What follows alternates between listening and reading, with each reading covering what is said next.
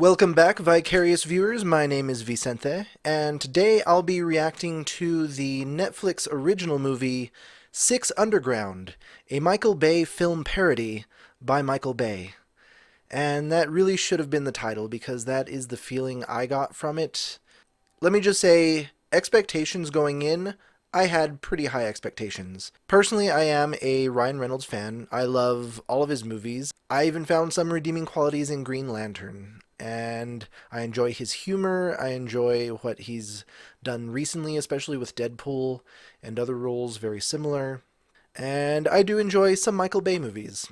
I do enjoy all of his explosions and action and stuff, which sometimes sidelines some of the character development, but typically they're fun. And so going into this, I was thinking Ryan Reynolds, Michael Bay, rated R, what could go wrong? And so much went wrong. I I just have to say that this is such a bad movie. Um, I mean, it has a lot of really good ingredients, but they don't quite mix well together. Um, I mean, Michael Bay, of course, usually makes quality action films. By quality, I don't mean like Oscar winning material or anything insightful, but I mean a good time, something that you can go and enjoy, eat your popcorn, you don't have to think much.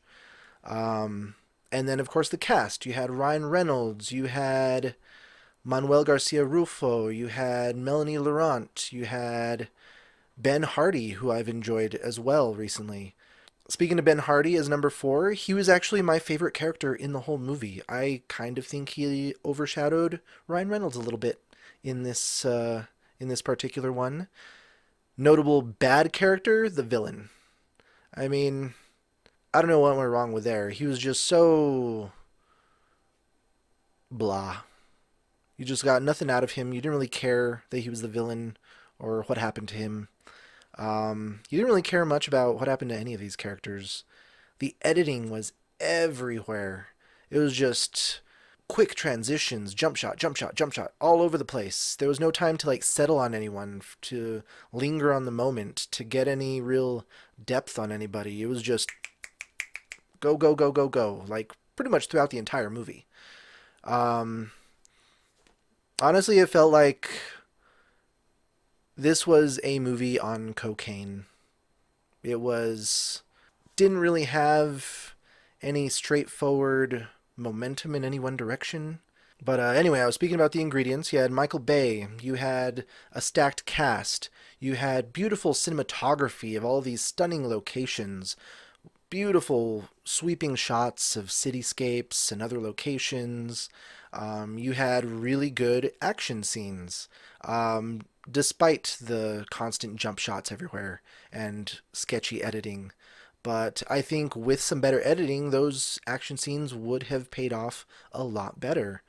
But in the end, the mix of it and the writing, I mean, even Ryan Reynolds, like some of his lines, it kind of felt like he was ad-libbing most of the time. Like maybe Michael Bay was all like, just use your humor, ad-lib the scene, we'll work with it. So then Ryan Reynolds would deliver a line on the spot, turn to Michael Bay and be like, was that good? Do you want me to do it a different way? Do you want to change it up?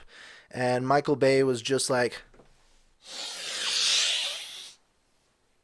no, that's good. That's really good. Wonderful job, man. It'll look great in post production.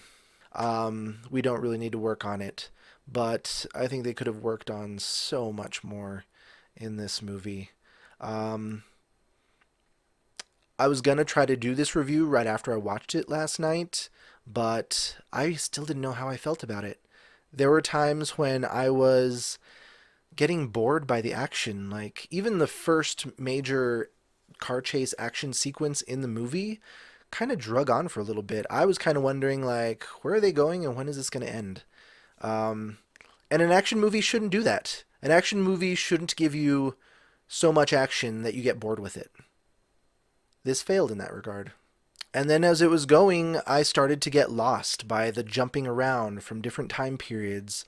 All of a sudden, we're in the present, and we're years before, and we're back in the present, and then we're weeks before, and I really couldn't keep it all straight. And then I started to get lost, and then I was like, wait, what the hell is happening right now? There was even a point in the movie where I like paused it to see like, is this almost over? Are we ramping up for the finale? And there was still an hour left in the movie, and I was like, huh, okay.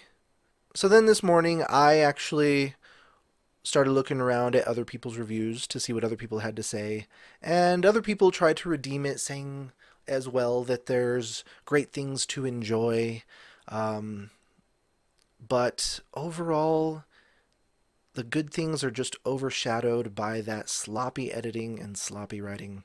But I guess if you do want a movie where you don't have to think about a plot because there isn't really one, and if you tried to pay attention, you wouldn't understand it anyway, and you just wanted to see a bunch of explosions and F bombs and Ryan Reynolds being goofy, then sure. I guess this is a great thing to play in the background at a party if you need an action movie or something. I don't know. I honestly don't know if I would watch it again unless I was watching it with someone just to see what they think, because I would be there the whole time like, are you getting any of this? If any of you guys want to do a reaction video to this, drop a link below. I will totally watch your reactions because I want to know what other people think of this, because I thought it was bad. Maybe in that time I'll try to pay attention a little bit more to try to figure out the full plot, because at this point I don't even really remember how it ended. I don't think I was that invested by that point. This has also put a new level of skepticism on Ryan Reynolds' works going forward, because I also saw his trailer for Free Guy, and that looks just as awesome. But I'm hoping that since that one's going to theaters, we'll get a little more polished result, as opposed to this one, which was, of course, Netflix. Netflix, what are you doing? But yeah, I gotta give this half a Vicarious feel out of 5, because the explosions are cool, and some of the action sequences are spectacular, if a little too long. But I didn't feel for the characters. I didn't feel for the plot. I didn't feel for the bad guy. I didn't. I didn't feel for the countless pedestrians that were killed in the crossfire and random accidents. It just didn't do anything for me, unfortunately. But but what did you guys think? Did you enjoy it at all? Did you find any redeeming qualities that I'm not picking up on? Can you tell me how it ended? Because that confused me a little bit, or maybe I was looking at my Facebook. It's a bad sign if a movie has me wanting to look at my Facebook in the middle of it, especially an action movie. Did you hate it as much as I did? Um, I'd love to know your thoughts. But hit like and subscribe if you enjoy reviews like this. Ring that notification bell so you don't miss a single one. And thanks for stopping in for this Vicarious View.